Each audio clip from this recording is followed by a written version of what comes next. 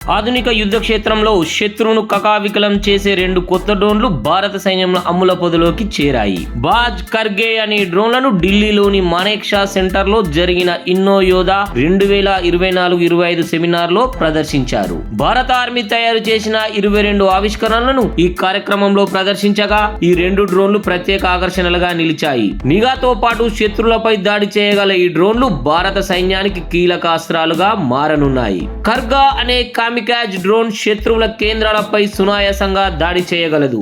అందుకే దీనిని suicide drone గా పిలుస్తున్నారు. కేవలం 30,000తో ఈ డ్రోన్ ను భారత ఆర్మీ తయారు చేసింది. సెకనుకు 40 మీటర్ల వేగంతో ప్రయాణించే డ్రోన్ GPS తో పాటు 1.5 కిలోమీటర్ రేంజ్ తో కూడిన HD కెమెరా కలిగి ఉంటుంది.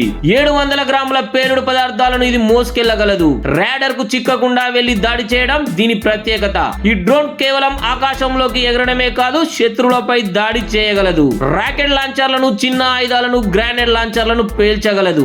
లక్ష్యాలపై మోటార్ బాంబులను, పేలు పదార్థాలను వేయగలదు. ఆంగ్ల అక్షరం H ఆకారంలో దీని డిజైన్ ఉండడం వల్ల రాకెట్ వెనక్కు వెళ్లే ప్రమాదం ఉండదు. 20 కిలోమీటర్ల రేంజ్ కలిగిన ఈ డ్రోన్ 50 కిలోలను మోసుకెళ్లగలదు. శత్రువుల ట్యాంకులు, బంకర్లను ధ్వంసం చేయడంతో పాటు రోడ్డు మార్గం లేని ప్రాంతాల్లో మన బలగాలకు వస్తువులను చేరవేయగలదు.